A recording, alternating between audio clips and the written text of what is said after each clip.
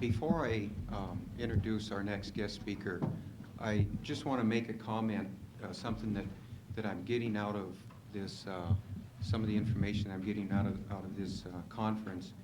And a couple of the main focuses are training and educating everybody involved with domestic violence.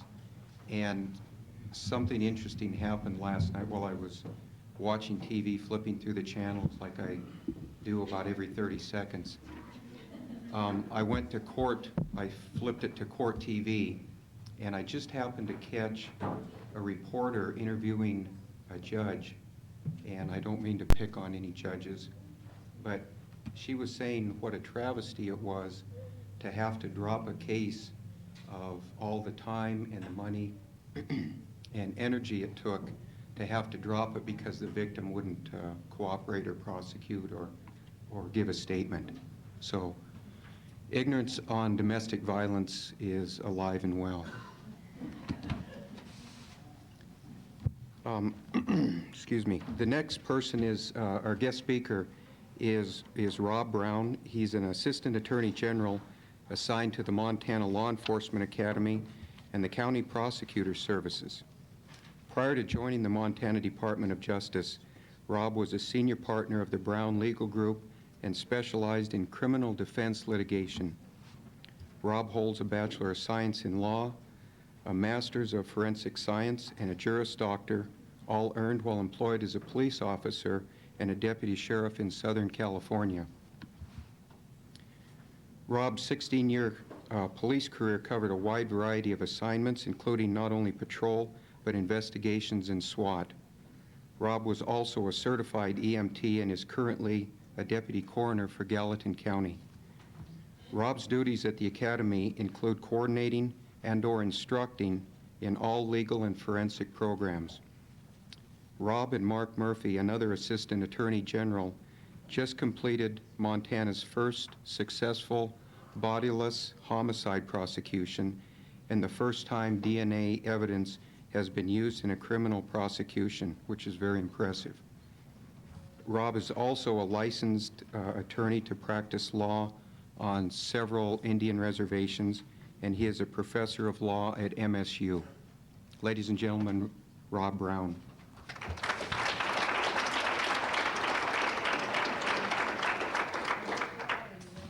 Thank you. I hate microphones. Can everybody hear me?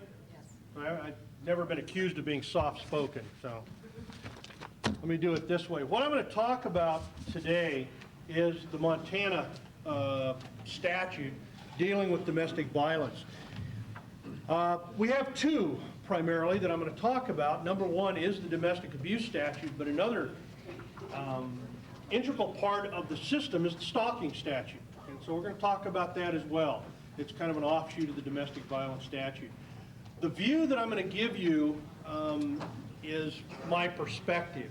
There are a lot of practitioners here, matter of fact, Judy Wang and Susan Wardall, who deal with these statutes, this statute or these statutes on a daily basis in prosecuting them. I don't. Generally, I don't become involved in one of these unless somebody is killed, and then we end up prosecuting it. What I want to do is I want to talk a little bit about the state perspective. In other words, I deal not upon a community base, local base like Bozeman or like Missoula. What I'm doing is I'm talking to policemen all the way from Libby to Plentywood, and some of the problems that they're having with the statute, some of the problems they're having with the prosecution of the statutes, some of them dealing with ignorance of the changing statute, and some of it dealing with community biases and problems that the judges have. Okay? So to start that off with, let's take a look. Hopefully this thing is in focus. Let's take a look at Montana's domestic abuse statute as it exists today. Okay, it starts, I don't know why they did it this way, but it starts at the bottom of this particular page. This is right out of the Montana Code Annotated, and it basically just says domestic abuse, a person commits the offense of domestic abuse if the person, now we'll get into the nuts and bolts of this. And here's the main part of this particular statute. So a person commits the offense if they purposely or knowingly cause injury to a bodily injury to a family member or a partner. This represents new language and a new approach in Montana's domestic abuse statute. We got the first domestic abuse statute in 1985. It has gone through, to varying degrees, a metamorphosis since that date, since it was first passed and became law, I believe, in October of 1985. This has been good in some respects. It has been bad in other respects. The good respects is that we've honed this down and identified some problems and some potential victims at a much earlier stage than the old statutes did. The problem is that we have a communication problem with law enforcement, with some prosecutors, and with some judges. Recently, I went into a sheriff's office out in eastern Montana, and as I walked into the office, they were real proud of the fact that they had a full set of Montana Code Annotated. Full set of them up there, dated 1991. To them, that was fairly recent. And so when they would enforce this particular statute, that's the law that they were dealing with. Nobody had told them that there was a more recent Montana Code Annotated. The county attorney had that, or the JP had that, but the cops didn't have that. So they were still operating under this conception that in order to prosecute under this statute, the person had to be a family member or a household member. This has gone beyond that. But we have 1,400 policemen statewide. Many of them don't stay up on this. Some of them, I'm sure, are operating in statutes that go back to 1985. And that's the most current set of Montana Code Annotated that they have. So because the statute has changed every couple of years, we tend to have a problem in updating the police officers that these changes have occurred. There's different interpretations. There are different players involved in this particular statute. So we're dealing with these two terms of family member or partner, and we define those a little bit lower down here.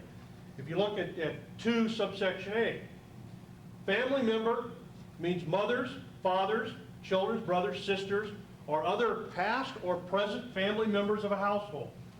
Okay? Children that have moved out of the house, stepchildren that have moved out of the house. These relationships include relationships created by adoption and remarriage, including stepchildren, step-parents, adoptive children, and adoptive parents. These relationships continue regardless of the ages of the parties or whether the parties reside in the same household. So, if the individual ever resided in the household, was ever part of this family unit, okay, this statute is applicable to them, no matter how long they've been moved out. So this could be a situation where you have an adult child abusing a parent. They don't live together now, haven't lived together for 50 years. It's still covered under this particular statute. Partner is described as spouses or former spouses. Again, former spouses makes no difference how long they have been apart, how long they've been divorced. There is no time limit here. Once they're married, the statute starts taking effect and never dies. Now, from a practical sense, somebody like Susan Wardall or Judy Wang may elect not to pursue it under this statute, may go with another statute if this couple's been divorced for 50 years and didn't even recognize each other when the assault occurred. I mean, that's their prerogative if they want to, but they could under this statute have it affect that. Or, now this is the expansion that we did in this statute, okay, is that we've now applied it to individuals who are involved currently in a dating situation or in an ongoing intimate relationship, okay, of the opposite sex. Now, one of the questions that has popped up, does Montana recognize homosexual relationships? No, we do not. As a matter of fact, one of the integral parts of the domestic abuse statute deals with the counseling and the requirement for counseling and the attempt maybe to bring the family unit together. In order for a homosexual couple to have sex, that is covered under a statute called deviant sexual conduct. It is a felony. They can go to prison for that. So it would be ludicrous to have a statute that counsels people to get into a felonious relationship. That's why it's omitted here. So if you have, because the term, when I first read this thing and I hit the term partner, that is a term very commonly used in homosexual relationships. Okay, it's not covered here. Basically, ongoing intimate relationships with a person of the opposite sex. It specifically excludes that. How do you deal with that? Are there domestic abuse situations that occur within a homosexual relationship? The answer to that is absolutely. Absolutely it does. Bitterly sometimes. Okay? However, it's not covered by the statute. Where is it covered? Simple assault, or the aggravated or felony assault, but it's not covered under the domestic abuse statute. All right? So, having described these two particular areas that are covered under this, let's go back up. It says, person commits this offense if they purposely or knowingly cause bodily injury to a family member or partner. Now, different judges, different county attorneys will require different things. Sometimes the county attorney will require that there be an injury where there's been some blood or there's been a marking upon the body or something like that. That may be his bias, or it may be the bias of the local judge, because the local judge says, I'm not going to convict somebody unless you can show me some injury. Okay? These are community type problems. So we don't have basically anything that tells us exactly what degree of injury occurs, which brings to mind another issue. One of the problems is this statute is basically a misdemeanor assault statute. It's a misdemeanor crime. Okay? Another one of the gripes that I have, there was a change also the same year in the cruelty to animals statute, which makes a second offense, cruelty to animals, a felony. This requires a third offense. Okay, so an abuser has only 2 shots at his dog, but 3 to his wife. Sometimes I wonder if these people read this stuff, okay, or compare it. Okay. The other problem is that hanging out there, other than the misdemeanor assault statute, is another statute that deals with felony assaults. One of them is an aggravated assault. The other one is what's called a felony assault. The aggravated assault deals on the degree of the injury. And if you have serious bodily injury, such as broken facial bones or a dislodged eye out of the orbit, that would be considered an aggravated assault. A felony assault would be something like pointing a gun at somebody. As soon as somebody points a gun at the person, that's a felony assault. It's a felony. It's not a misdemeanor. Okay? Or if somebody negligently causes an injury with some kind of a weapon, okay, or hurts a police officer. But the first two deal with issues that could fall under this, could it not? Okay? One of the problems, working problems with the statute, it's not the statute, it's the perception. Police officers frequently ask the wrong question first. Okay? They ask the first question, what is the relationship? If there is a relationship, what do? They jump at this, right? Okay, what if you have a gal who answers the door, the police officer's out there answering the door, she comes up and her eye is just big and black, and maybe the eye's dislodged and the orbit's broken, this type of thing. And she says, you ask her, what happened? She says, my husband did this to me. The officer hears, what? My husband. He's thinking domestic violence. Is there a problem with that? No, there's not a problem with thinking domestic violence. But unfortunately, with the statute, a lot of them will jump on this unless they're enlightened. And what will happen? The guy will be charged with domestic abuse. What is the domestic abuse statute? It's a misdemeanor. What is the degree of the injury? It's a felony. What happens when the guy walks into court Monday morning and says, Your Honor, I'm guilty as hell. Yes, I did, and I'm guilty of domestic abuse. He's pled out to the misdemeanor, double jeopardy, he can't be charged with the felony, it's a done deal. Okay? Other officers, and I'll talk about another statute a little bit later, other officers will make a calculated gamble because this statute will allow you to hold somebody in jail without bond before they appear in front of the judge. So they think, well, I've got to do this or the guy will bail out, which is not true, and I'll talk about another statute a little bit later. But they operate under that perception, so they make an educated gamble. Now again, in jurisdictions that actively work these cases, I don't see this as a potential problem. I know, Judy, have you had a problem with this locally in Missoula? In other words, the officer charging this when he should have charged a felony. Okay. Okay. What about you, Susan? I usually get a phone call at home, Okay. and if they can't reach me, they usually end up calling the county attorney's office because they think they might have a felony. They usually will call before they murder someone. Okay. Yeah. The problem that you have is that sometimes it doesn't happen. We have, again, some county attorneys that do this prosecution as a part-time thing. They don't really understand the statute, and the guy slips in, pleads guilty to the misdemeanor domestic abuse. He walks out with a slap on the hand and 25 hours of counseling, and that's the end of it. The wife goes on to the hospital for plastic surgery and that type of thing. So the officers need to ask the second question first. What's the degree of the injury? If the degree of the injury is such that it would be aggravated assault, if they did it to somebody they didn't know, it should also be aggravated assault to do it to somebody that you do know. The marital vows do not allow for you to do that to an individual and have it only be a misdemeanor, or, you know, or the commitment of the relationship or whatever. So it's an educational problem in dealing with the officers and letting them know that there's something beyond this misdemeanor domestic abuse statute. And in some of the smaller jurisdictions, it's a major problem. All right, so we go back up. Purposely or knowingly caused injury to a family member. Negligently caused bodily injury to a family member or partner with a weapon during or in connection with a quarrel, fight, or abusive behavior. Pretty self-explanatory. If this thing is one of these relationships and you have this kind of an argument going on and a weapon becomes involved in any way and somebody is injured, it's going to fall under this statute as well. Okay. What else might it fall under? Okay, we just talked about it. Felony assault, negligently causing bodily injury with a weapon. That's a felony. This is a misdemeanor.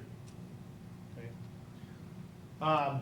Purposely or knowingly cause reasonable apprehension of bodily injury to a family member or partner. Now, this one is causing some problems out east anyway. I don't know about here locally. A lot of judges say no. If that's the case, we're going to convict them on assault because we really don't have this provision in domestic abuse, which I don't understand. This came up in a discussion yesterday. I mean, it's there. Purposely or knowingly causes reasonable apprehension of bodily injury in a family member or a partner. This is the same language right out of the assault statute, okay, with the exception of a family member or partner. Okay? So you don't have to have an injury. You don't have to have a contact. Okay, you have to have a reasonable placing of the individual in a feeling that they're going to get injured somehow. All right. The purpose or to cause a reasonable apprehension or the knowledge that reasonable apprehension would be caused must be presumed in any case in which a person knowingly points a firearm at or in the direction of a family member or partner. That's a felony assault. That falls under the category of felony assault. The only difference is, which is added here, this last little paragraph, the last little sentence, part of the sentence, whether or not the offender believes the firearm to be loaded or not. Under the felony assault, the individual has to reasonably believe that they're going to be injured by the firearm. In this case, the victim could know that the gun was not loaded at this time, knew it wasn't loaded, but it still fits under this statute. So it has some applicability there. What I tell the police officers, if you get into that situation, and the wife tells you that he put a gun to her head and threatened to shoot her, my advice, and of course Susan and Judy may disagree with this, my advice is arrest the guy for the felony. Forget about the statute for right now. Okay, if he's going to do that, I sincerely believe he should get counseling. but he can get that counseling while he's in prison. And that's where he belongs. If he were to do that to a guy in a bar during an argument, what happens? Theoretically, anyway, he goes to prison. Okay. So some of these, they're backups, I think.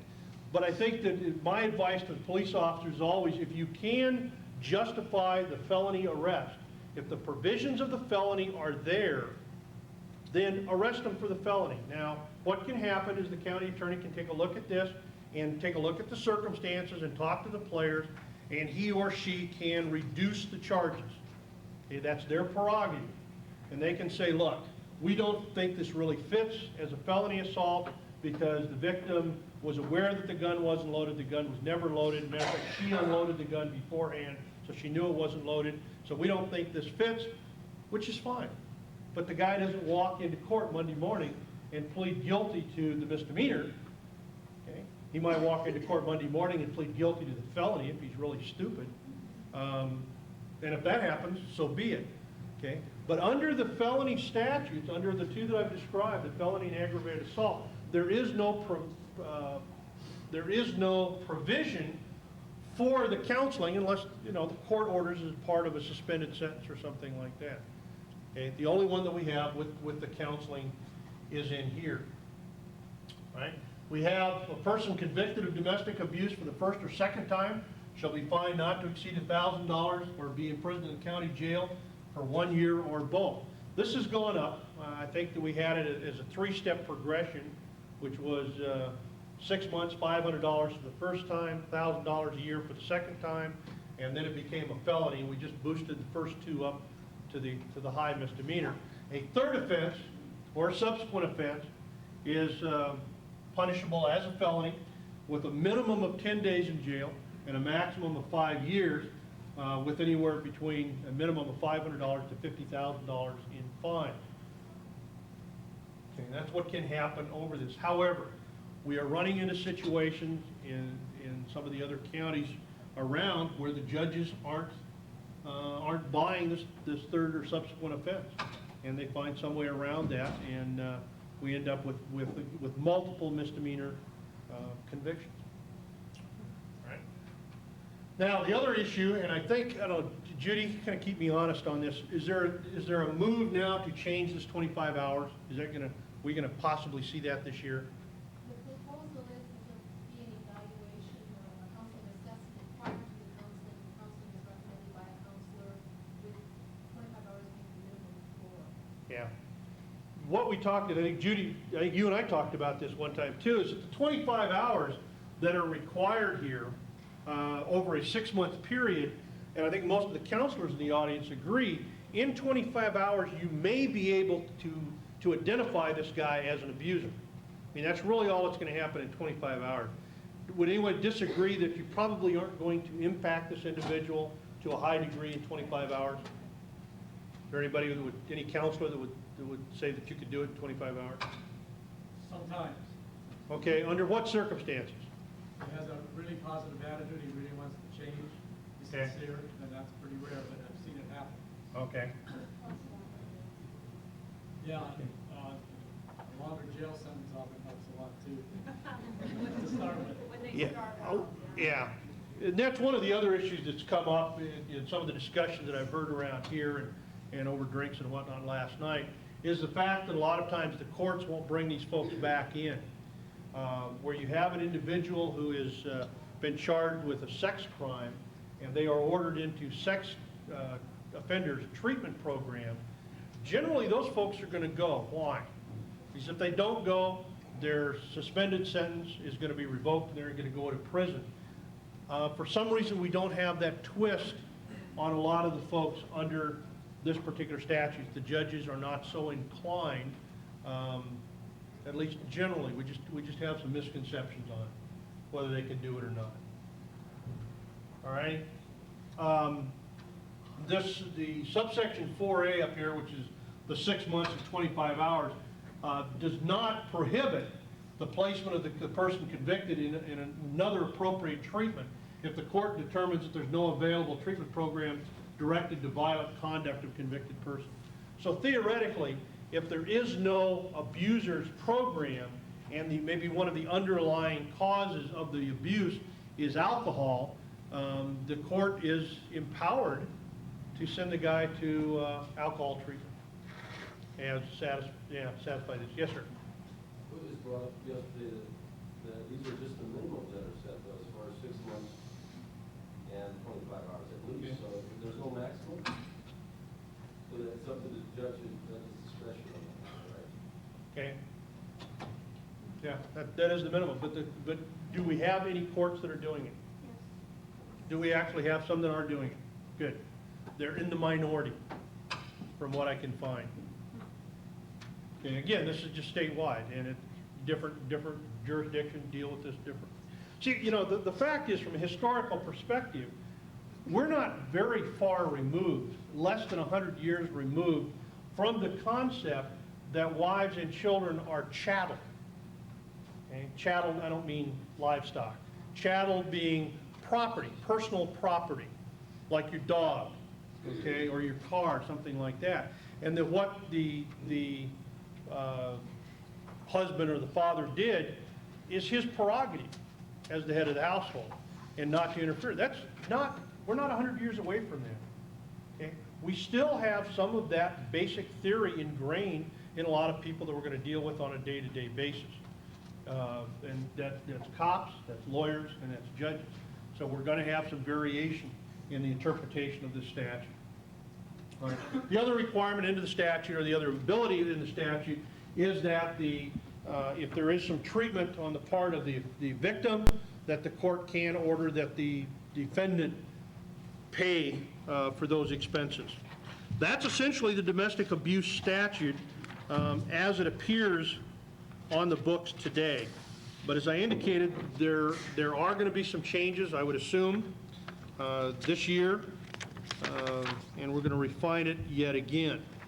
Let's take a look at the stalking statute, which I think is an offshoot of domestic violence, because I think an awful lot of the stalking crimes occur as a result of something that began as a domestic violence situation. Sometimes not, and it's different in that sense. I love Missoula, because Missoula always presents me with some interesting questions.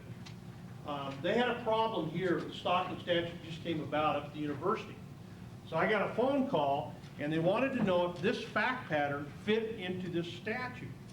And they called up and said, we have a problem, we think it's stalking. And I said, okay, what do you have? He says, well, we've got a guy up at the university who is following around some women and stalking them. I said, okay, how many victims do you have? And he says, you know, I don't really know. I said, what do you mean you don't know? And he says, well, he's kind of stalking the entire student body, female student body at U of M. And I said, what? You remember this, Kumar? This is Missoula PD. You remember this guy? And so what he would do is he would stalk this one female for a while until she says, get out of my face. There you go, okay. And he'd stalk another one. And he'd follow her around until she said, get out of my face. And he just kind of bounced around everybody in the student body. That's not going to fit under this statute. You can have multiple victims, I believe, although I don't know that we've had a case like that, but you can have multiple victims, but there has to be some continuity. Okay, you can't just go from one to the other, because in this particular case, you know, the person was saying, I'm not interested in your advances, go away, and he does. So that's technically not stalking. Okay, a person commits the offense of stalking if the person purposely or knowingly causes another person substantial emotional distress or reasonable apprehension of bodily injury or death by repeatedly following the stalked person or harassing, threatening, or intimidating the stalked person in person, by phone, by mail, or by other actions, device, or method. Now, the purpose of this statute is to identify problems before they become terminal. Okay? We've had some problems in stalking situations. An awful lot of them have been very public. Some of the victims of these have been public figures. We have Rebecca Schaefer in Los Angeles, who was an actress, who was stalked and shot in her doorway by this guy that was obsessed with her. We have Teresa Saldana, who was stalked by a guy and almost stabbed to death out in front of her apartment several years ago. These were situations where there was an ongoing harassment of them and an ongoing stalking of them. They were aware, Rebecca Schaefer and Teresa Saldana were aware that they were being followed and that they were being stalked by the individual. But at that time, there were no laws that prevented an individual from doing that unless there was something that fit into an assault statute, something that they directly did, or that there was some physical contact or some, direct harassment, not subtle harassment. Subtle harassment would be essentially just, you look over your shoulder and that same person is there all the time, or they're hanging outside of your house, or they're standing across the street from you. Those types of things could fall, and I emphasize could fall into this particular statute. Okay, certainly it would fall under the following the stalked person. Okay, the silent phone calls, the heavy breathing, ongoing by an individual whose purpose is to terrorize this individual. This is a terrorist crime, essentially. You're taking another human being and you're terrorizing them through some action, and it can be direct and it can be subtle. There is a presumption, okay, that goes along with this.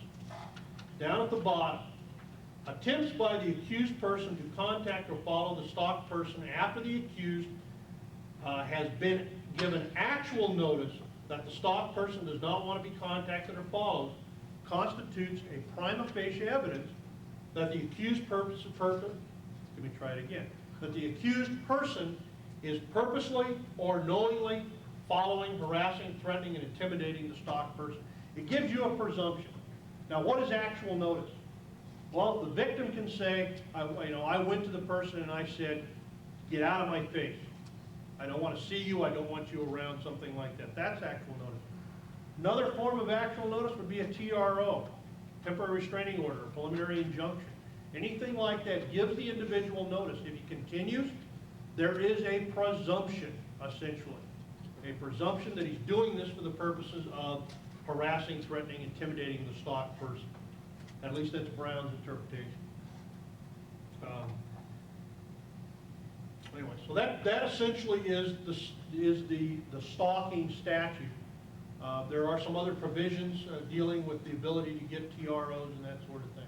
I'm not going to cover that today, but this is, I don't think I have enough time. Anyway, this is the stalking statute. And again, this became effective in April of 1993, the minute that it was signed into law.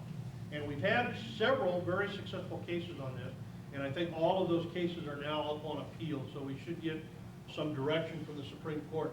The one issue that I question as far as an evidentiary thing is the substantial emotional distress as an issue. And officers have said, well, how can we determine what is substantial emotional distress? My comment is that they can't, but you don't need to prove it to make an arrest. What you need is a thing called probable cause. Is there a probability based upon what you see and what you hear from the victim that it is causing a substantial emotional distress? Is there a probability? If you can answer that in the affirmative, you have the probable cause necessary to arrest. What you're going to need in court, however, is you're going to have somebody as a counselor or psychologist, psychiatrist, come in and indicate that yes, in fact, this person was placed under a substantial amount of emotional distress. Okay, so that's a lawyer type thing. It's not an enforcement type thing. Got a question? What's the intention of that? Of what? Of adding that clause? The substantial emotional distress? Sometimes the individual is not placed under reasonable apprehension of bodily injury. Okay? They don't know. They don't know why this person is stalking them. They don't know if the person just likes to look at them or likes to come into the house late at night and smell their panties and has no intention of ever causing bodily injury. But does those kind of actions, I mean, you come home and you find somebody's gone through your privates in your drawer, does that cause some emotional distress? Yeah. So they wanted to add that part of it so that if you had that type of activity, how much does it take to push a person like that over the edge? I mean, I don't know. So they're opening the door a little bit. Yes, sir. We've got an example of that here in Missoula. We've got a nutcase who... In Missoula? A nutcase? claims that I know I'm shocked. claims that she's in love with this woman, and this it's causing this woman a severe emotional distress.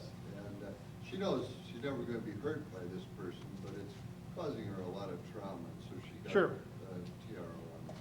Yeah, and that's the purpose of that particular provision in the statute, to allow for this statute to comply with that as well, even if there's not a chance of any physical harm.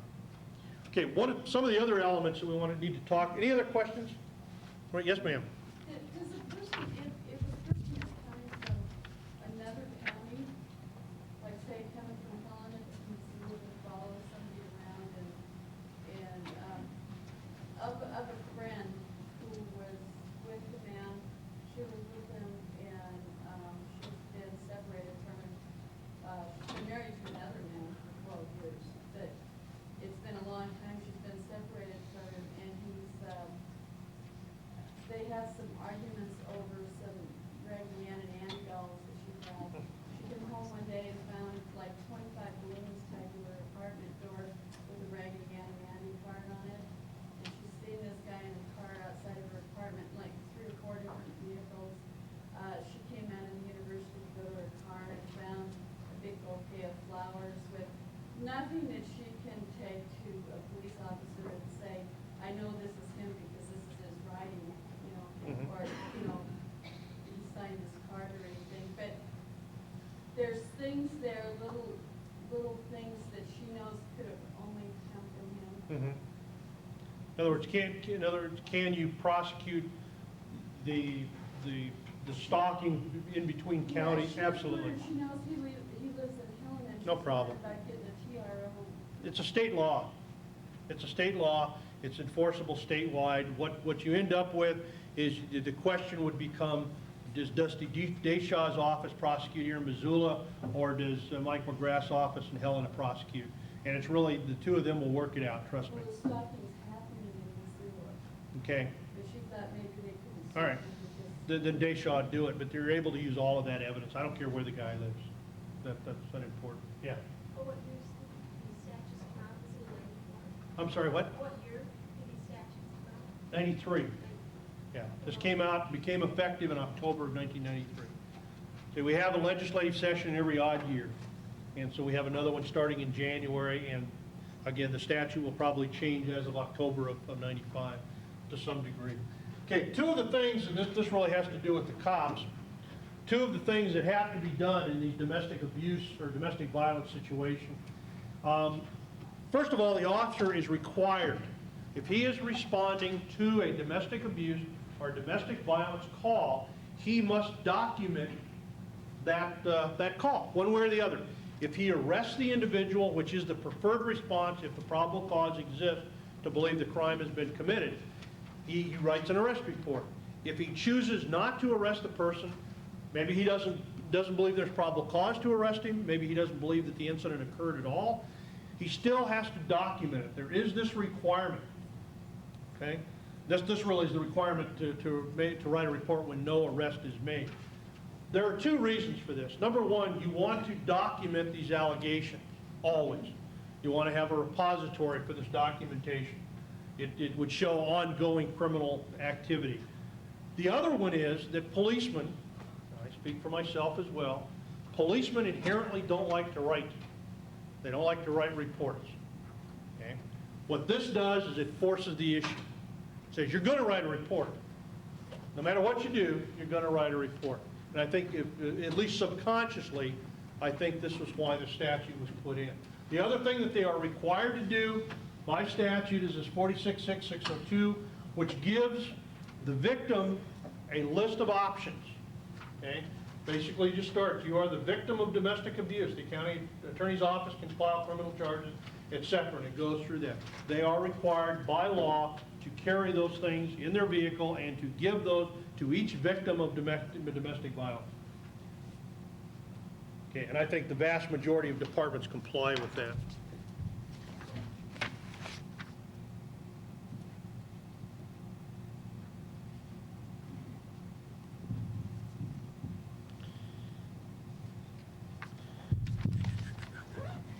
Okay, just real quickly, I'm going to take a look at the other two statutes that we talked about, which are the assault statutes, which may or may not play into the domestic abuse. The most important one, the top one there is simple assault, which is a misdemeanor, can become a felony in the situation where you have an adult who is assaulting a minor. Okay? But the more important one is down below, which is 45-5202, which is a combination aggravated assault and felony assault statute. The difference between the two is the degree of punishment and injury. Okay? Aggravated assault, as I indicated earlier, deals with serious bodily injury. So you are looking strictly to the degree of the injury. Okay? Felony assault is you're looking at whether the person pointed a weapon at the individual or negligently caused injury with a weapon, or that the victim was a police officer. The difference between the two is an aggravated assault has a minimum of 2 years in prison with a maximum of 20 years, and the felony assault has a maximum of 10 years. Again, these are far cries even from the felony domestic abuse statute. Do you remember what the maximum penalty for felony domestic abuse was? Third and subsequent offenses? Okay? So there's a big difference between even a third offense, domestic abuse, 5 years, and first offense, aggravated assault, 20 years. Okay? With a minimum of 2 years. She's back there going, time, time.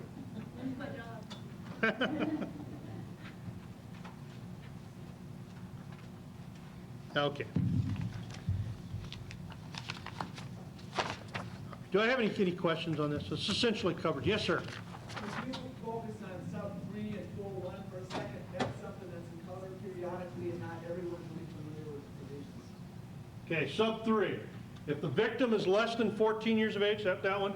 Okay, if you've got a victim that is 13 or younger, you have a victim that is 13 or younger, and you have an offender who is 18 years of age or older, i.e. an adult, a simple assault, a misdemeanor assault, okay, which is purposely or knowingly causing bodily injury, or negligently causing injury with a weapon, or purposely or knowingly making physical contact of an insulting or provoking manner, or purposely or knowingly causing reasonable apprehension, okay, those can become a felony if you have those ages involved.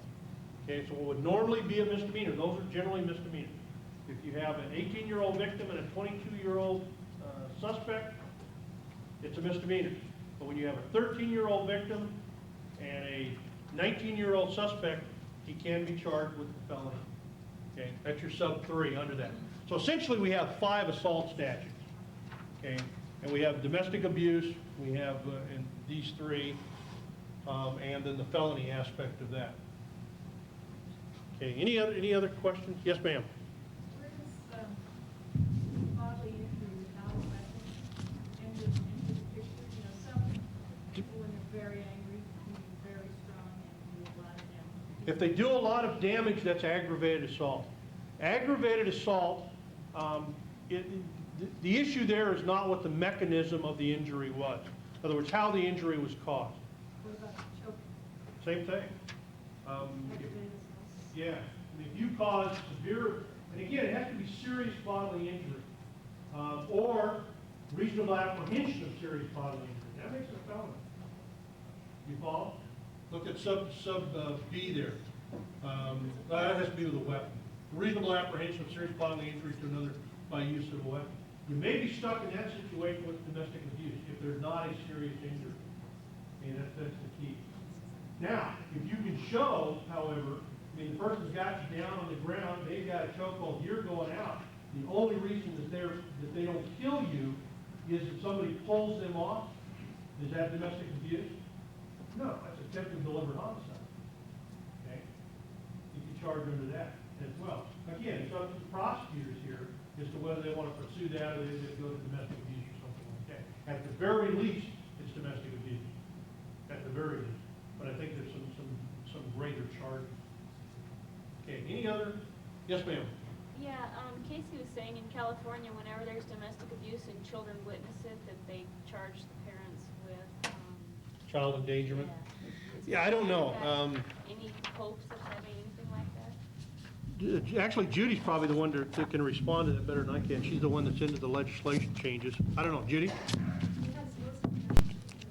Yeah, I mean, this statute, you know, like I said, it's causing some problems as far as education and telling the officers about it, but we're refining it. I mean, we're finding problems with the statute every 2 years, and folks like Judy are going in front of the legislature and getting them to add and delete particular sections, and so I think it's an ongoing process. And, you know, we'll do our best to try to educate the cops, but I think that we need to have a good workable set of statutes to deal with the issue. So I don't know, I mean, when I started out, which is, you know, 1969, we didn't have this. The only thing they taught us about domestic abuse for the police officer is go in and try to stay alive. That was it. I used to do divorces. Yeah, I mean, you get in there and these people are yelling at each other and you say, well, what would make you happy? I want a divorce. Well, all right, come on over here. You know, put your hand on my badge. And I'd say, by the authority vested in me by the city and county of Los Angeles, I declare you divorced. Now, you happy? Yeah, we're happy, great. You know, and the next day they call you up and say, listen, we've thought about this, we really don't want to do this, and can you do something? I said, don't worry about it, we'll take care of the paperwork, not a problem. Does that solve the problem? No, I mean, we thought we were doing a good thing, but the reality is we didn't have a clue. And we didn't understand why we kept coming back and this type of thing. We also had laws that said that the victim had to be the one to arrest the person. We didn't have statutes like this. We had assault statutes. And once the victim backed off, it was a done deal. It was a done issue. Which is another, if I can just have 1 or 2 more minutes. Don't glare at me. One of the other issues is, and this came up in the group discussions, I think, is this issue of what effect it has when you have a victim that, and I'll put it in legal terms, waffles on you. You know, in other words, you come in and she wants this guy in jail and she's willing to cooperate with you and there's no problem at all on Sunday night, and on Monday morning, what happens? She wants to drop. Okay. The question then, yeah, she wants to back off now. I really love him, and you know, I don't want to divorce him, and I'm afraid if he goes to jail, he'll divorce me, and I don't want to do that. I just want the beatings to stop and all this sort of thing. So it'll be okay. You know, I'll change him. You know, we all know that doesn't work. The question that comes to mind at that point is, from the prosecutor's perspective, do you proceed with your prosecution once your victim has waffled on you? Okay? And that is coming to be a question that is answered by the individual prosecutor. Some of them make provisions. I think Judy has the mindset that this is always going to happen, so she prepares for it. And she's all ready to go even if the victim waffles. You've had some take off on you, haven't you? That have left town and she's still gone into court and gotten convictions. Okay? But I think Judy is basically in a minority. I don't think that most of them do that. I have an awful lot of county attorneys that will say the victim doesn't go for it, we don't go for it. Judges, sometimes it may be the judge that says, hey, you don't have a victim come in here and testify. I think that's a violation of the constitutional right to confrontation clause. Okay? Jim came up here and talked just about that, and they're saying, so we're gonna boot it. Understanding the most judges that hear domestic abuse cases are JPs, city judges. They're not lawyers in vast majority of cases. Some of them are extremely enlightened. One of the best judges I ever dealt with was a JP, but some of them are not, and they're going to have misconception and misviews like that. So you just have to deal with it. But the prosecutors are the ones that have to make that decision on whether or not in their jurisdiction they're going to be able to follow through with it or not. The way to change that and the way that to change that perception is not by changing laws, but the laws I think are getting pretty good, but to change community awareness and the community perspective. I think Judy has an awful lot of support in her community and with the judges. I think Susan does to some degree in Bozeman. And the other communities that have a problem with this, I mean, the judges have to be aware of what the community standards are and how you want to proceed with it. Do I have some judges here? Okay. What community? Hamilton. Hamilton. Ma'am? Libby. What's your views on this particular issue, real quickly? We need to communicate with prosecutors. We're not this entity that can't be approached about the policy, the social policy of our community. Okay. I don't want to be aloof. I want to know what people want, and I'm open for suggestions. Great. Ma'am? Huh? No, I like to try to work with, I work with women, so I find out with them, and open to whatever they think might help. Okay.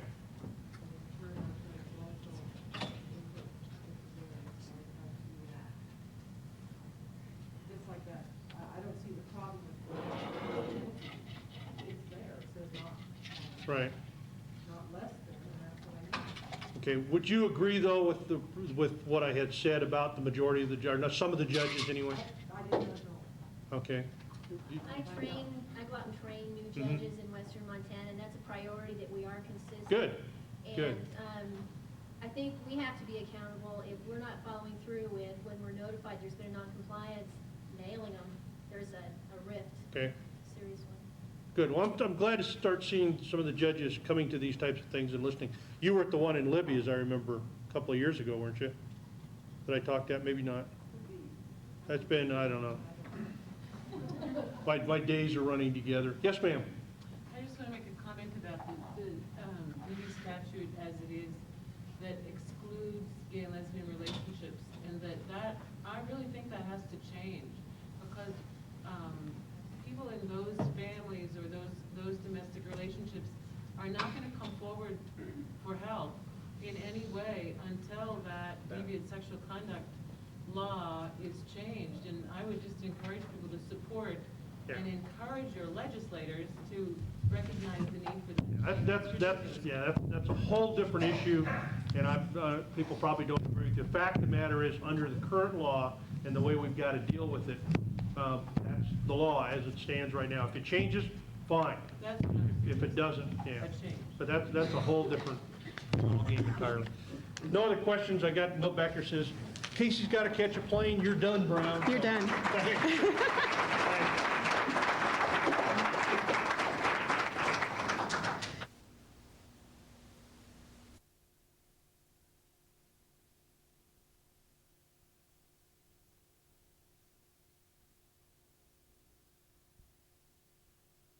Why don't we go ahead and get started? We've got basically about an hour, so I'm going to move fairly quickly. As you have questions, though, I encourage you to raise your hand, shout, scream, yell, do something, and I'm happy to respond to them. This session, we've packed a lot in a very short period of time. I talked yesterday about some of the issues surrounding investigation of domestic violence cases and how that fits into the intervention strategy. I'm going to talk a little bit more, though, now about this issue of investigation. I don't think there's anything magical about the attorneys around the country that are prosecuting domestic violence cases without victims or with victims testifying for the defense. I don't think we're the most amazing lawyers in the world and we just happen to end up in this field. I think what distinguishes us is we are in jurisdictions that have decided to invest the resources to properly investigate these cases so we have the evidence that we need to go forward.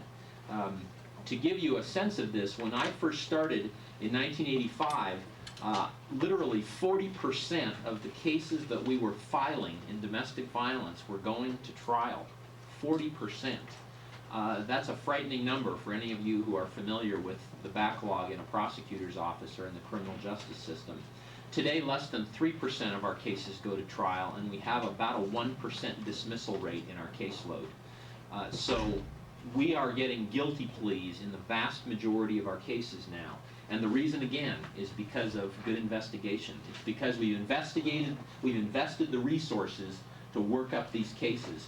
So what I'd like to do is I'd like to take us fairly quickly through issues related to investigation, and then I'd like you to have a sense of how these cases get tried in a courtroom effectively. If you're a prosecutor, great. If you're not a prosecutor, that's fine. If you're a judge or if you're a victim advocate, I think it's important for you to know what can happen around the country and what is happening. Both here in Missoula and in other parts of the country, when cases are being prosecuted, even if the victim is not testifying. As I said yesterday, the way to develop cases is with the philosophy that you're going to build the case whether or not the victim participates or not. And that begins at on scene. If a police officer comes to a domestic violence scene and says to him or herself, the heart of this case is going to be the testimony of the victim, that will be a substantially different investigation than if the police officer comes to the scene and says, 6 months from now, if this case is going to go to trial, how will we prove this case if the victim is not here 6 months from now? Those two investigations will look totally different. And the time commitment is not all that different. We found the difference in what I'm talking about when we started using a checklist in our department. It was about a difference of about 9 minutes in investigation and report writing. The difference, of course, in long-term intervention was significant. It was a massive waste of an officer's time to go and focus on the victim and nothing else, and then have the case not be filed or have the case be dismissed, and have officers back at that house a week later or a month later because the case had not been worked up to prove it if the victim wouldn't testify. So that's the bent that I'm bringing into this. I mentioned yesterday this slide which basically shows you types of evidence that exist in domestic violence cases without the testimony of the victim.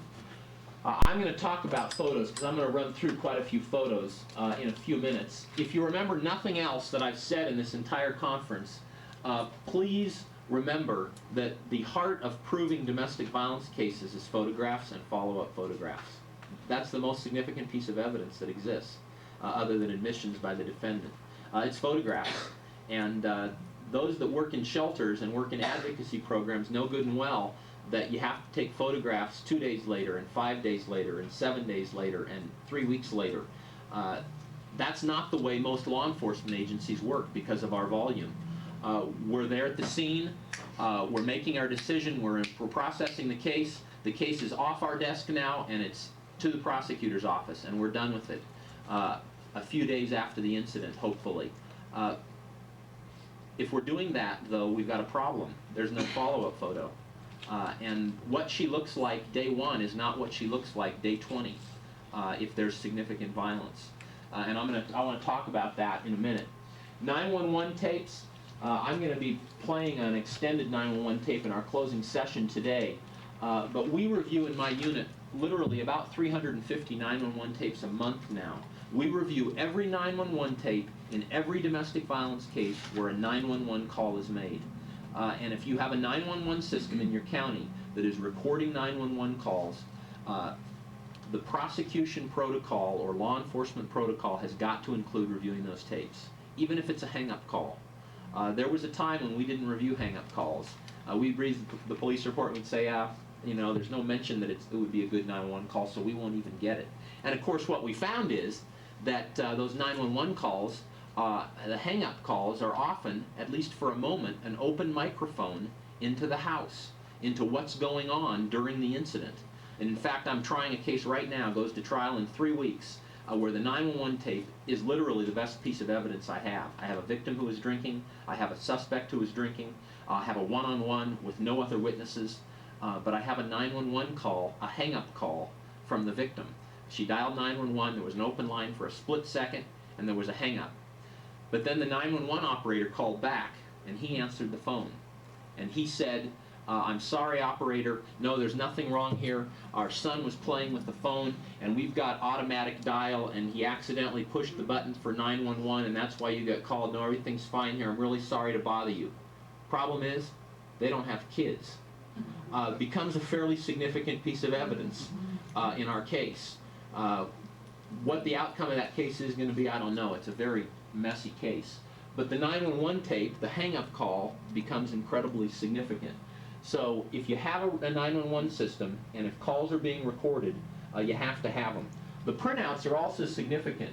Even if you're in rural areas, the printout often is going to include things that may or may not be audible on the 911 tape because the dispatcher herself or himself is hearing what's going on and typing it in. And if they're doing data entry, that printout is very important. So we review the printout and the call. Medical records I mentioned yesterday.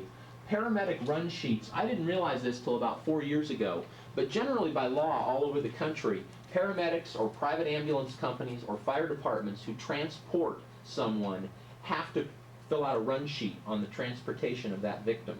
That run sheet is usually the best place to have them document what's going on. And I realized about 4 years ago that run sheet usually isn't in the medical record. When you subpoena medical records, when a law enforcement agency executes a search warrant or a subpoena for medical records or a prosecutor's office, the run sheet usually isn't there. And that run sheet now is our significant piece of evidence. We've trained every medical responder to a scene to document hearsay statements that the victim makes, to document any statements that the defendant makes in the run sheet. And then we receive the run sheet under separate subpoena generally, because it's usually not in the medical record that we get from the hospital. Torn clothing, blood evidence, obviously significant. Damaged furniture. I'm a big fan of, at the very minimum, taking pictures of furniture, but more significantly than that, your law enforcement agency should be impounding evidence. And again, I go back to the same thing. They do it in serious crimes. They impound it in serious crimes. And you say, we don't have the room. You know, if you'd seen our evidence room, you'd realize we couldn't do this in our jurisdiction. I know. I've consulted with almost 100 police departments all over the country, and I've never seen an evidence room that is much bigger than a small bedroom. I don't understand why that is. But the reality is that that is the evidence that sells the case to a jury. When they see the broken plates, when they see the broken dishes, when they see the smashed VCR, that means something to a jury. I tried a case a year and a half ago where I literally recreated this guy's living room in the courtroom. It was like living among the wreckage of his life right there in the courtroom, and the jury saw it. We had a broken television set, we had a broken VCR. I mean, I don't know if the cop had to rent a U-Haul or what, but the reality is that that case was an incredibly easy guilty verdict because the jury felt his rage. I mean, it was demonstrated in the evidence that I had all over the courtroom. Yeah? Another thing is that what we do is videotape it. Videotaping is great. We're starting to videotape, and if you have the resources to videotape, that's great. If you don't have the resources to videotape, you can certainly be taking photographs, and photographs are down my list of things that I'd like, but if you get photographs, that's great, of damage or damaged property. Holes in the wall, obviously you've got to videotape that or photograph it. You generally can't dismantle the apartment building. Weapons, of course, employee records, telephone records. Don't forget, in relation to employee records, very often we will subpoena the batterer's employee records, or at times we'll execute a search warrant for the batterer's employee records. It tells us who his supervisor is. It tells us whether or not he complained of any injuries, whether or not he was in fact dragging one leg as he walked because of these incredible injuries he had after this incident, which is usually a crock, but self-defense is the toughest defense that we face in domestic violence cases. The sophisticated batterers know that's the defense. She hit me first, she attacked me, she's crazy, I was only defending myself. We often go after his employment records, and invariably he doesn't tell people at work. And then on the stand he gets to explain, well, it's because I was embarrassed and ashamed. That's fine, but the reality is he doesn't seem to be embarrassed or ashamed in a courtroom to tell total strangers that his wife attacked him. So why didn't he tell his close friends at work that his wife attacked him? So we don't mind confronting that kind of argument, but employee records can often be relevant. Telephone records, if you've got jail systems where people have to call collect from jail, those phone calls show up on the victim's phone bill. So by policy in our law enforcement agencies, and you've got this in your materials, we have a telephone records release form that we have the victim sign early on in the case, either at our detective stage or when the case is in the prosecutor's office. And if we can't get a release, we'll subpoena those records, or we'll execute a search warrant for those telephone records. And invariably, it shows contact. If he's in jail, it shows contact from the jail. He calls her from jail. We had a case about a year ago that I handled that was a case in which the victim said that he called and threatened to kill her from jail. So I filed witness intimidation charges on the case. The defense attorney's position was this never happened. It's a total fabrication. I got the records, the victim's phone records, and the call was not on her phone records. And I called and told the defense lawyer that, and he said, I told you, she made the whole thing up. It's a total fabrication.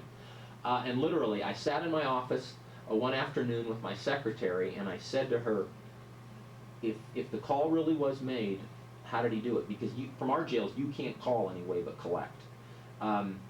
And it just dawned on me to call who? I mentioned it yesterday. The defendant's mother. So I had my secretary call the defendant's mother to verify to verify their address and phone number for the purposes of our records. And in the process of that said, now, did your son contact you from jail at this phone number? Yes, he did. And did he use this number or charge any phone calls to this number? Yes, he did. We subpoenaed those telephone records, and there was the call, third-party charge. I had the call. I had my witness intimidation. Telephone records. They're a paper trail in domestic violence cases, and they exist. The calls are made. Even if the calls are made across a distance, toll calls show up too. So if he's in another place, or if she's in another place, if she's at her mother's house across the state or across the county, if it's a toll call, it's going to show up on somebody's phone bill, the contact. And even if the victim at some point chooses not to participate with the prosecution and ends up being a defense witness, I'll use those phone records when I question her about the contact that he's had with her and threats he may have made, which she will usually deny if she's testifying for him. But nevertheless, the phone record proves the contact, the phone call between them. Letters from the defendant I mentioned yesterday, I can't overemphasize that. Defendants communicate with their victims. If you have police officers at the scene of a domestic violence incident, one thing that they should do, if they do nothing else, is to ask the victim if on previous beatings he has ever written her a note or a card or a letter. Because he has. And you know what? She often saves them. And if you're at the scene and you ask her that, she's going to give them to you. And literally, you end up with a history of the violence in the relationship because she has those love notes from previous batterings. And that's the process that has to go on. It's getting fairly high-tech, by the way. This is from the victim's name in this case was Rhonda Graves, so this is from my Help Me Rhonda collection. They now do it by fax. This is a fax confession, faxed to the victim in a case where the defendant's Mirandized statement was, I'm sorry that you're choosing to lie about me, that she's choosing to lie about me, officers. I didn't do it. I never touched her. I don't know what she's talking about. She had no visible injury, and that's because I didn't hit her. And this is great. He faxed her this note that at the top says Rhonda Graves, and then it says, "Rate, apology for violent behavior." I mean, it doesn't get much better. I mean, dear Rhonda, I know it doesn't make any difference to you that I'm sorry for my actions. We should have picked a different date for our trip to San Diego. It was a disaster from the beginning, and it should have tipped me off that the night would be a major mess. I have never in my life, 41 years, ever slapped or hit a woman, which is a lie, by the way, because we got records from Northern California that he had. But he goes on and on. And interestingly enough, we even ended up with good attempts to dissuade a witness. We charged him with attempting to dissuade a witness. Rhonda, I know that we are all call blocked. See, she placed a block on his telephone through the phone company, which we instruct victims now how to do, so that he can't access her phone number. He literally can't call her phone number from his telephone. So he had to go to actually a friend's business in order to fax this to her fax machine. I know we are all call blocked and you have no desire to talk to me or hear from me, and that you most likely are slamming me to everybody that you know and telling them that I have been the worst thing that's ever happened in your life. I will admit this makes me very, very angry, and I want this to stop. But I have changed the codes on my home and business lines, and even though my phones are blocked, I have bought a new pager and created a new pager code, and will leave you a message at least twice a day and hope that you will also leave me a message so that I can hear your voice and know that you are all right and know that you will not testify against me. I mean, this stuff exists in domestic violence cases, and if we're not asking about it, we're not going to get it. We're not going to get the evidence, and there are admissions everywhere in domestic violence cases. Diagrams in the scene are obviously significant.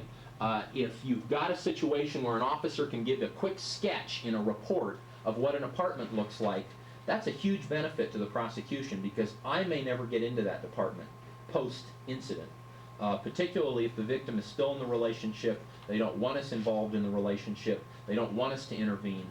If I have a sense of what it looked like at the time, if the officer gives me that sense, we'll be able to do a diagram, even if it's not to scale, of the scene. Diagrams of the victim I'm going to talk about in a minute. Photographs of the defendant. By policy, we train our officers to do photographs at the scene of the defendant. We want, number one, to have a photograph if there's any injury. If there's not any visible injury, but he's claiming it, we sure still want a photograph to say no injury.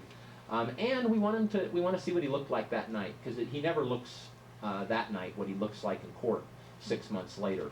And then finally, most significantly, we train our officers to take photographs of the kids. Just a Polaroid. We use Polaroids. We'll click a photograph of the children. You know what's significant about that picture? That is the picture that often will make a judge or a jury care, even though they may not care about the primary adult victim in the case. They will care about the kids. And if the kids have given an excited utterance or made a statement at the scene, then the picture's all the more relevant. In our unit, we charge by policy child endangerment in every domestic violence case where a child has witnessed a domestic violence incident. We charge child endangerment under our state code. Now, whether or not that fits your state code, I don't know the answer to that. Is emotional abuse of a child a crime? Endangering the mental health of a child?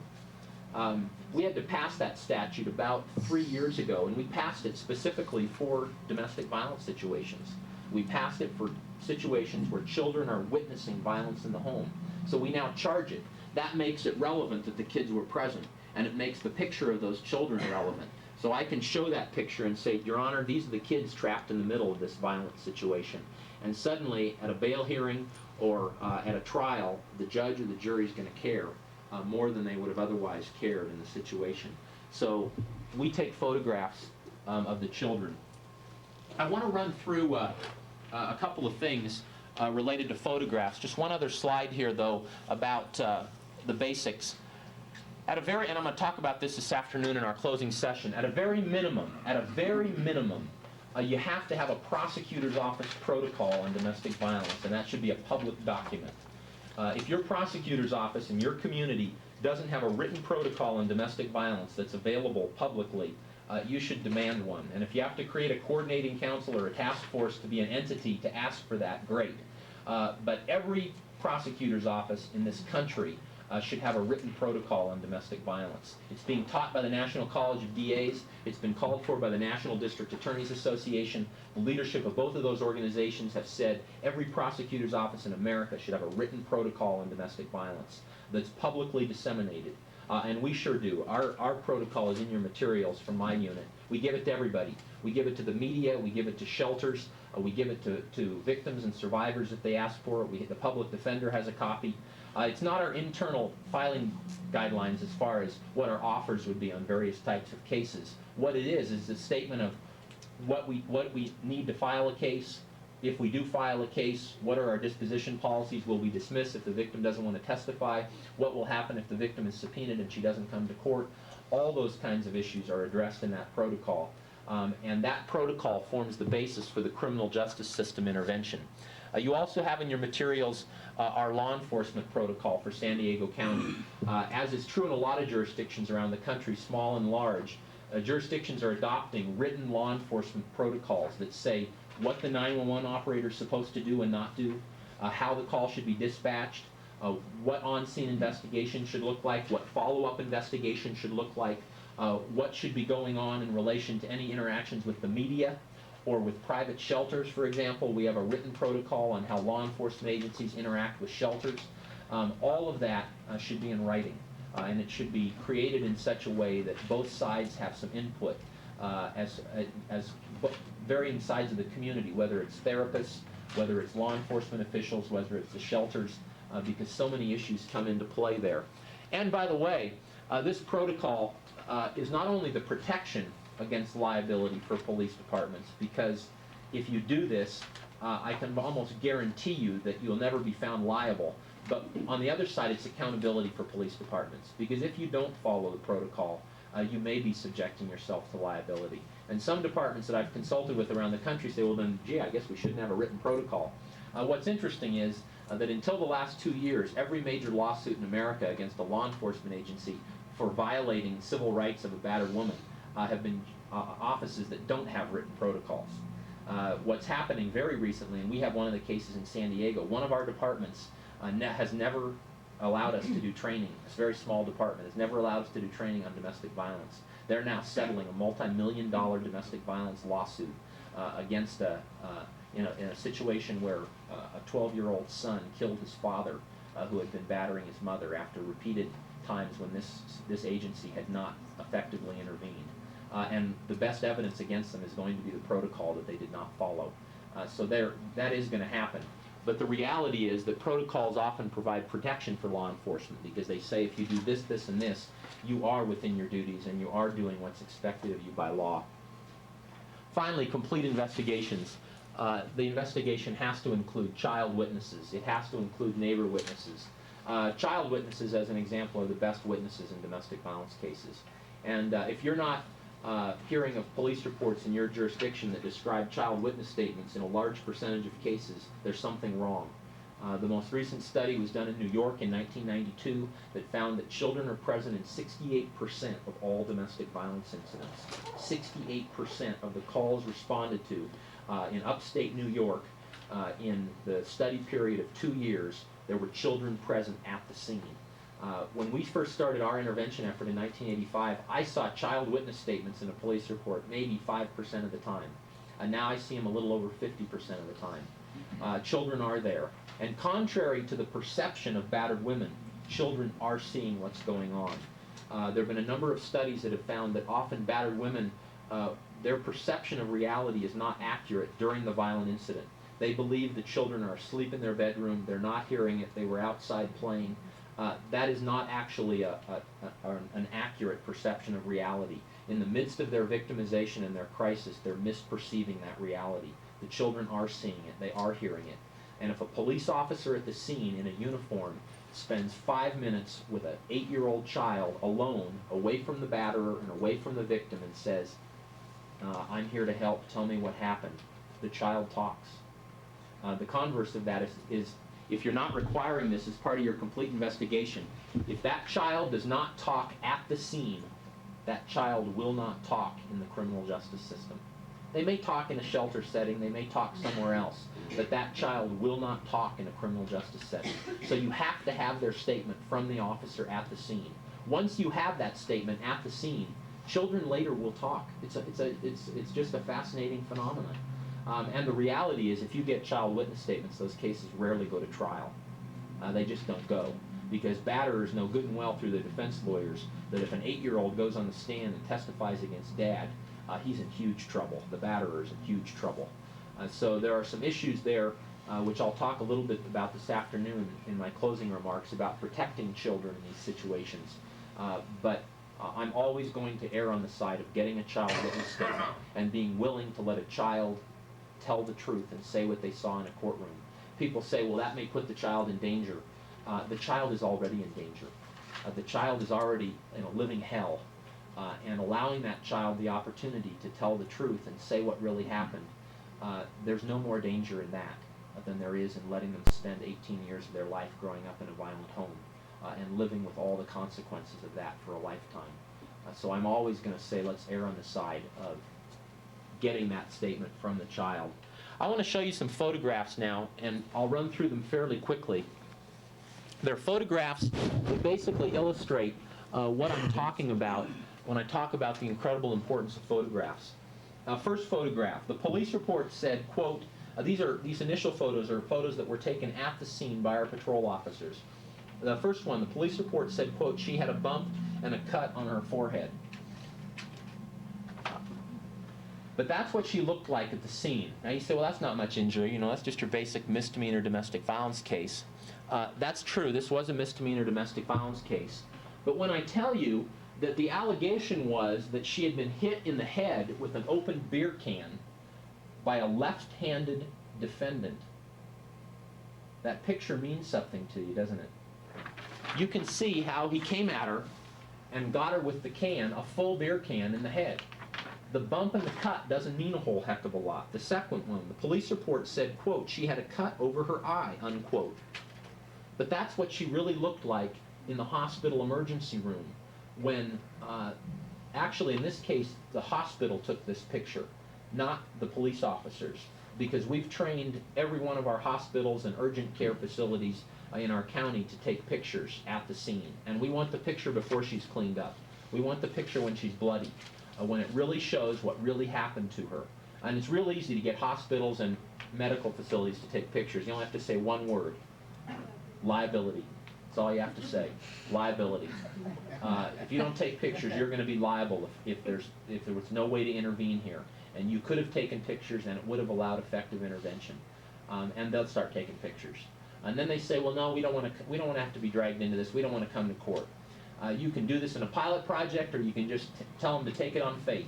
If they take a picture, the chances of them having to come to court go down, not up. If they don't take a picture, if all they've got is some medical record that says, you know, patient alleges assault by alleged husband in alleged incident when he allegedly hit her with an alleged 2x4, they're going to come to court. They're going to be dragged into court, and they're going to have to testify. So hospitals should be taking these pictures too. The next one, the police report said, quote, she had swelling around her eye, unquote. But that's what she really looked like at the scene of the incident, about an hour and a half after the incident. That picture says a lot to you. It says what those words can never say. The next one, the police report said, quote, she had swelling around her eye and blood on her nose. That's what she really looked like at the scene by the time the officer had concluded his investigation and took a picture. My only problem with this picture is that she had wiped the blood off her face before the picture had taken, which wasn't the officer's fault. Neighbors had come over and they'd helped her get cleaned up. I really don't mean to sound demented, but the picture should be taken when she's bloody. We want the true emotion of the crime, the true level of the rage, the true level of the violence, to be able to show what really happened to her. Follow-up photos, however, are far more significant. And I'm showing you this picture for a number of reasons. One is because the way this picture was taken really bothers me. What's wrong with this picture? No privacy. No privacy. Doesn't this picture leave you with the impression that somebody said, hey lady, pull down your pants, we're going to take a picture of your butt now? I mean, doesn't it kind of leave you with that impression? This is a felony assault with a deadly weapon case that I prosecuted. Sent the guy to state prison, actually. This picture was taken about a day after the incident. At the time of the incident, there was no visible injury. The allegation was that she had been struck 30 to 40 times with the wooden leg of a rocking chair. Large, long wooden leg of a rocking chair. At the time that the police officers arrived, about 10 minutes after the alleged beating, there was no visible injury. Absolutely none on any part of her body. I don't believe that the police officers believed she'd really been beaten 30 to 40 times with the wooden leg of a rocking chair. I really don't think they believed it. The police report was short, it was succinct, but the next day I sent out a detective with a female patrol officer who took this picture. You can see the beginnings of some bruising here, you see it? 4 days later, we took this picture. Now you believe that she was beaten with the wooden leg of a rocking chair. If you don't have that picture, pretty tough to prove that she was beaten with the wooden leg of a rocking chair. But if you don't have systems in your community that allow you to take pictures 4 days, 5 days, week after the incident, you don't have the evidence that exists in this case. And we took a whole roll of 35mm film all over her body in this case. Next case, this picture is fairly difficult to see, but you've got very little to see in this picture. This is another felony assault with a deadly weapon case that I prosecuted about a year ago. This is a woman that was kicked with steel-toed work boots. Her statement was she'd been kicked over and over with steel-toed work boots as she was rolling in a fetal position on the ground, and her husband was kicking her. When the police officers arrived, there was no visible injury. They took a report. They booked him into jail for assault with a deadly weapon. The boots. They provided advocacy information to her. Case came to our office. It's very difficult to see. There's actually a little mark. These are Polaroids. You know, you gotta love Polaroids.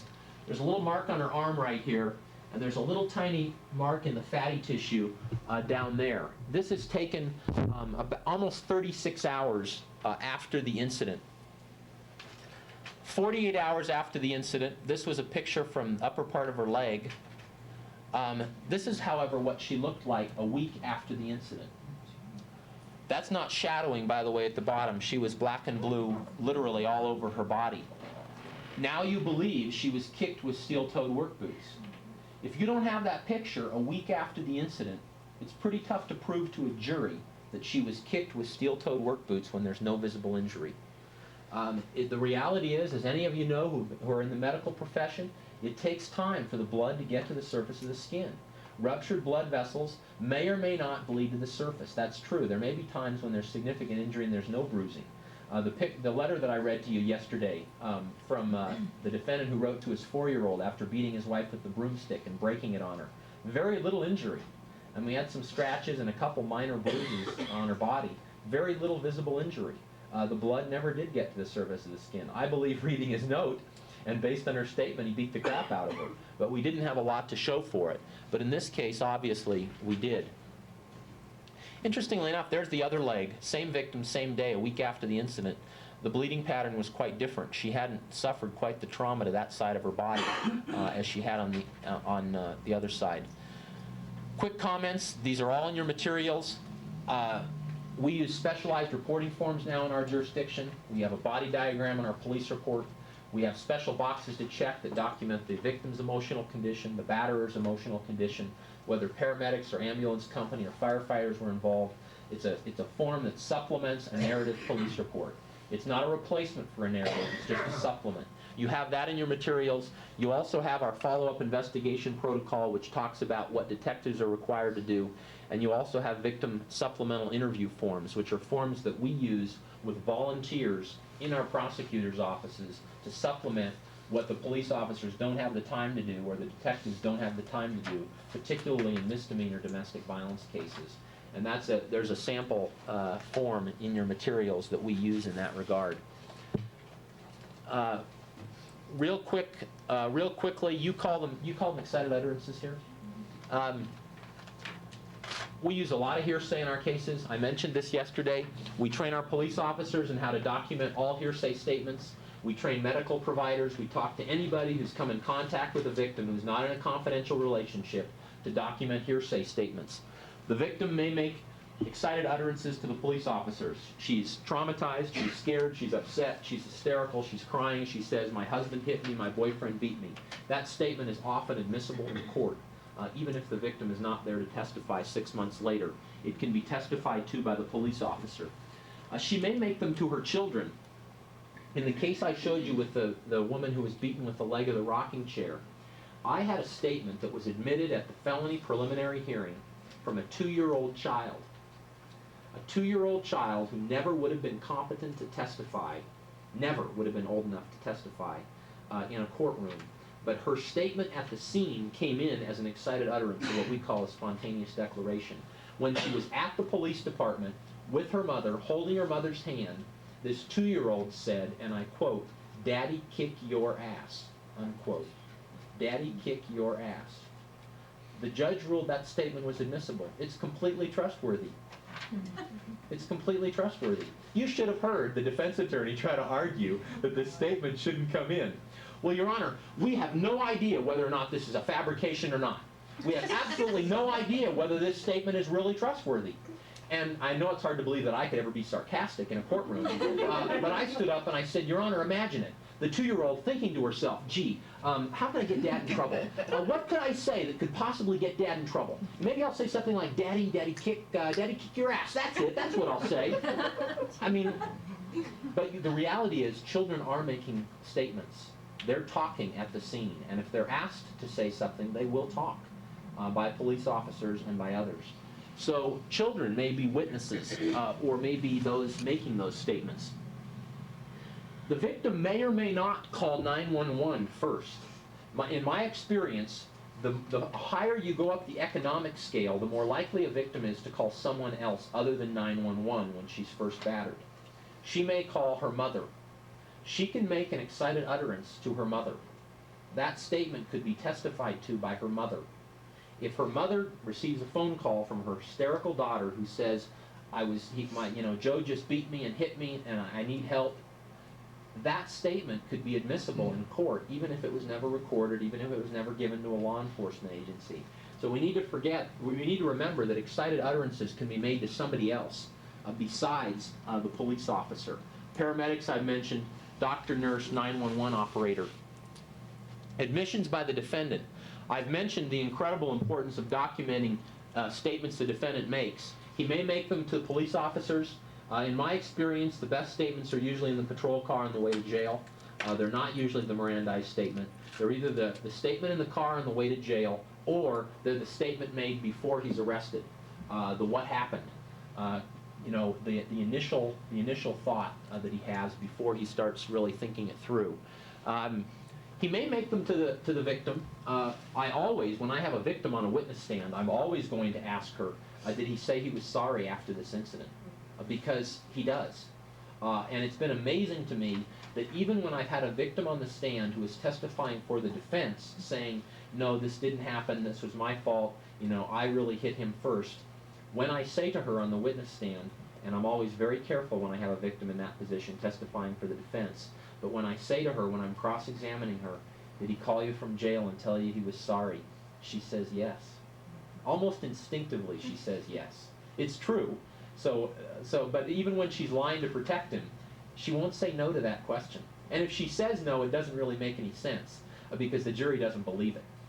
She says, yes, he called me, yes, he was sorry. What was he sorry for? Oh, that's usually when she gets caught. She thinks, wait a minute, I guess he shouldn't be sorry if he didn't do anything wrong. And well, he was sorry that we had this fight. No, he told you he was sorry for hitting you, didn't he?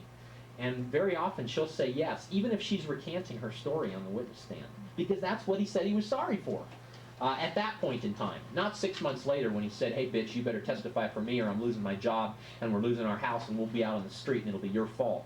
I mean, that's not when he said it. He said it right at the time. So she may be a witness to those admissions. As I mentioned, he may say it to the children. He may often say something to relatives or neighbors. I've talked about his mother in particular. 911 operators, it is very important to make sure when you ask for or have a jurisdiction that has a policy on 911 that they scan communications for all 911 calls in a period around that incident, because very often batterers also call 911.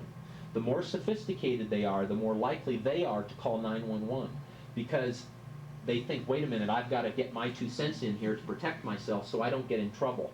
And very often, though most of those statements are designed by them to be exculpatory, batterers slip up, and it happens all the time. I just prosecuted a former city councilman in San Diego for beating his wife, and the key piece of evidence in the case became the 911 call from him, which was totally exculpatory, on and on about what a bitch she was and how she'd attacked him and she was violent and on and on and on.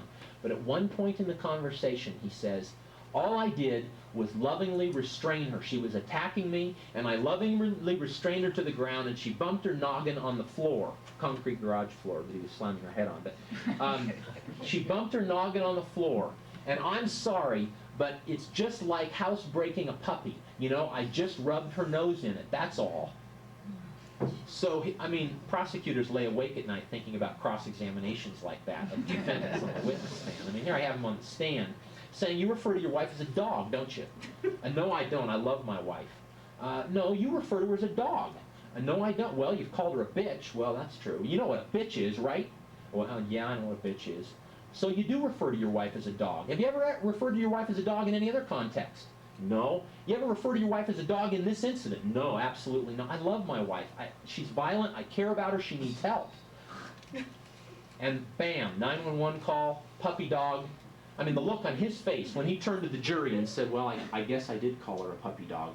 I mean, it was like something that you know, you want to be on court TV when you're doing your case. I'm going to quickly run through some slides here because I want to talk we've got about 15 minutes and I want to talk about something else, so I'm going to skip some of this.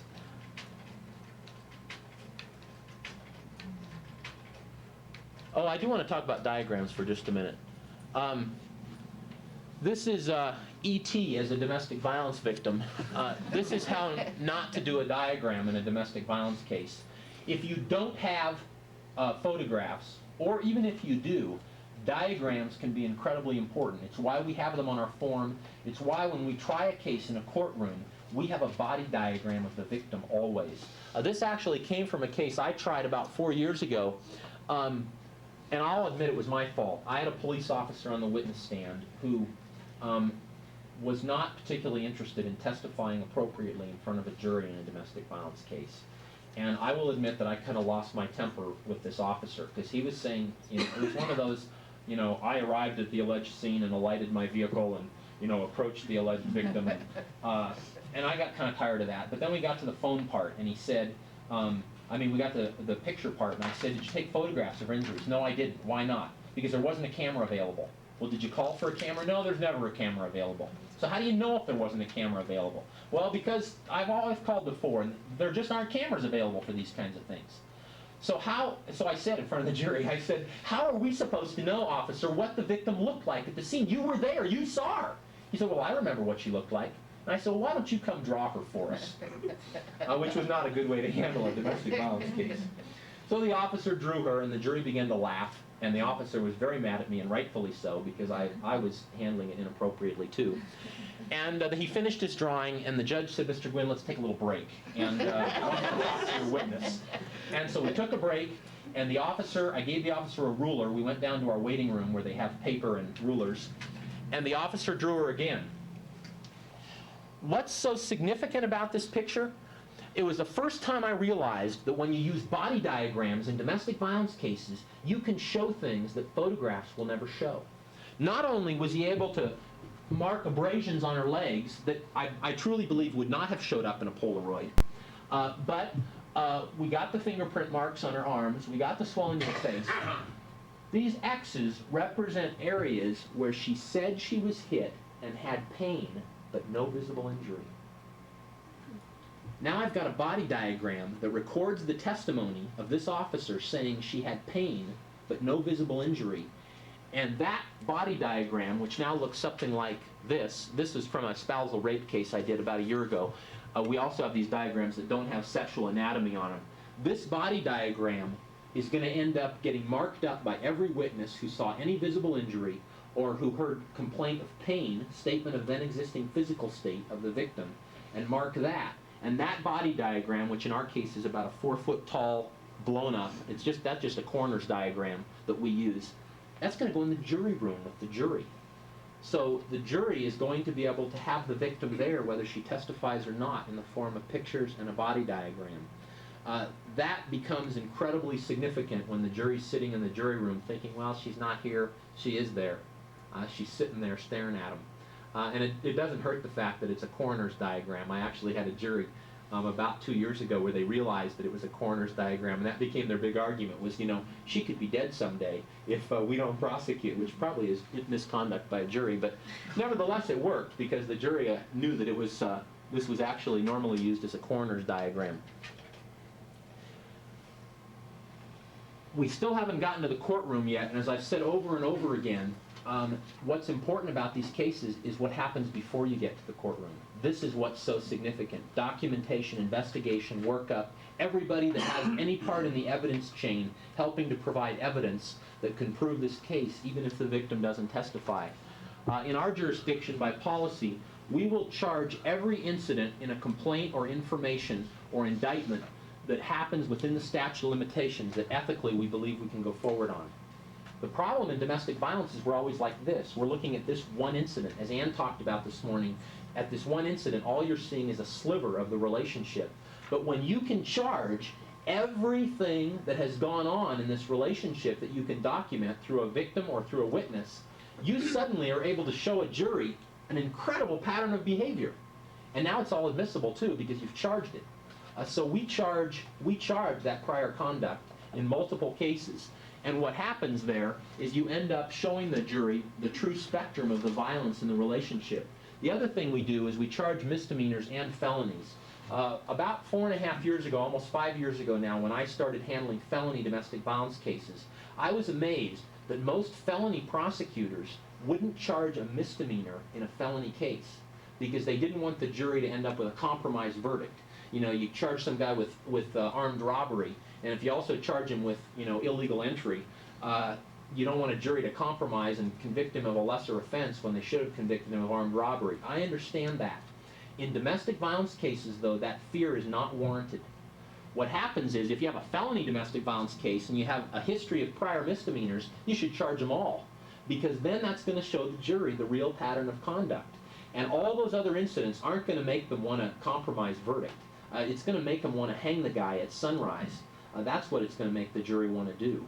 So to the extent that you have jurisdictions that are doing these cases, whether you're in law enforcement or in the criminal justice system or not, you need to know that this is what's happening around the country, and this is the direction that we're moving, so that we can charge everything by policy that we can prove within a statute of limitations that allows us to go forward.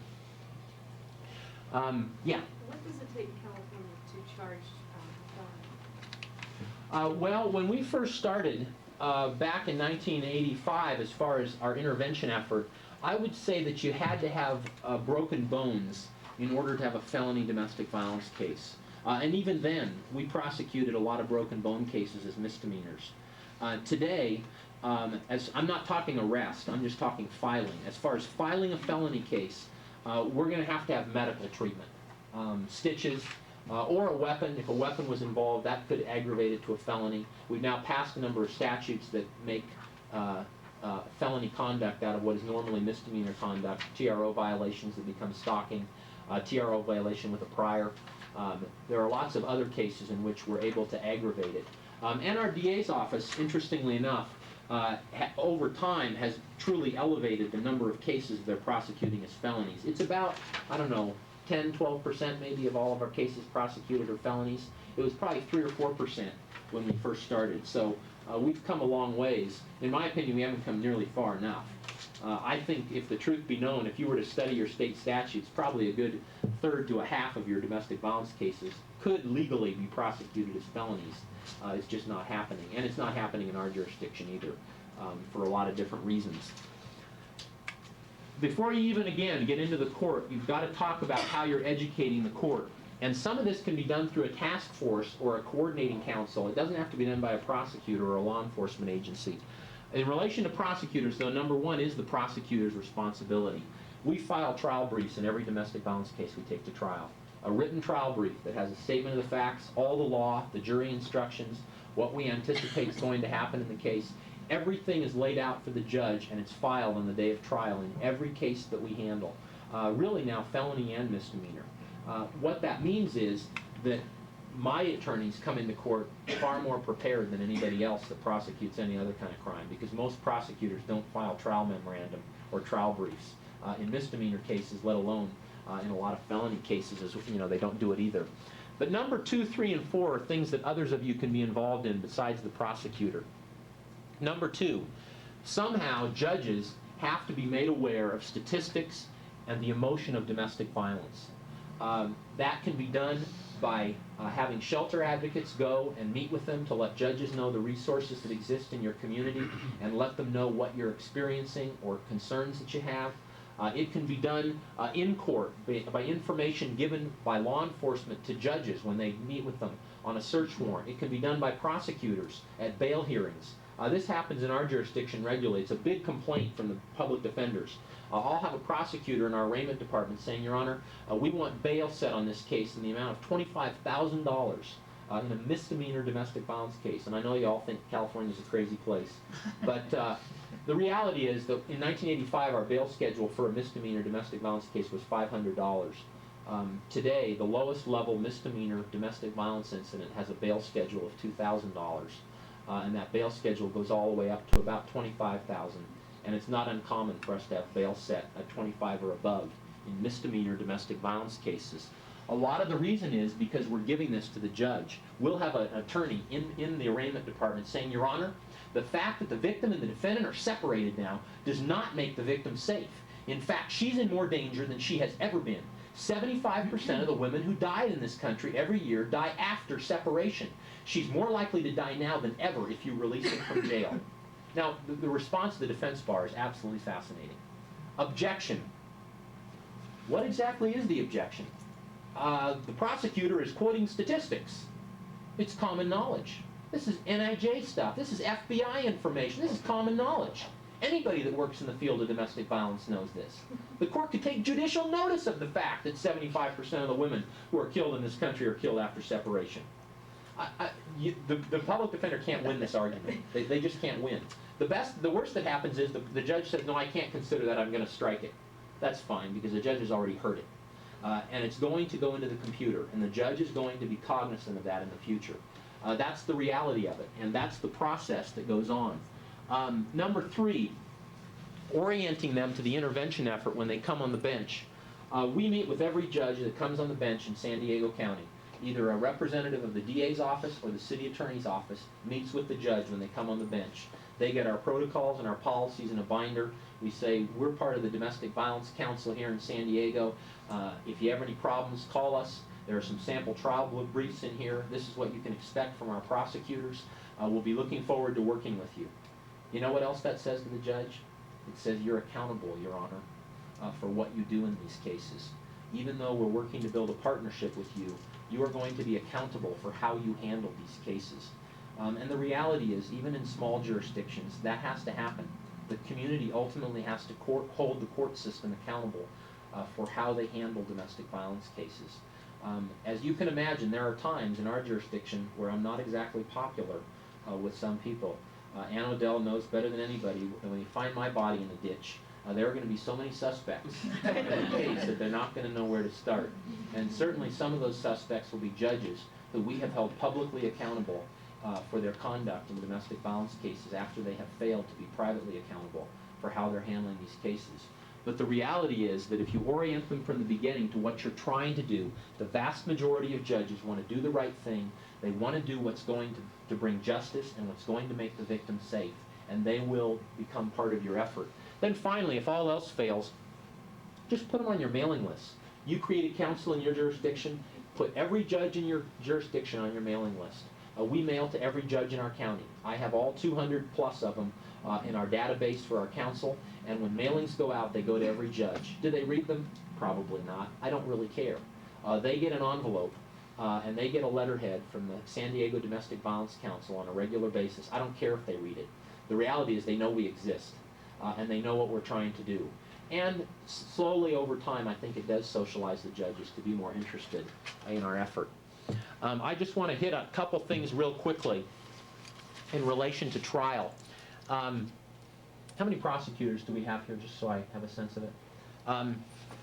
The most important thing that happens in any domestic violence case is that you pick a jury that is able to convict. And I guarantee you that virtually every jury pool that is ever seated in a domestic violence case has batterers in the jury pool. I guarantee it. We know they have victims because they all get kicked off the jury. Because the victims always acknowledge they're victims. Have any of you ever been victims of this crime?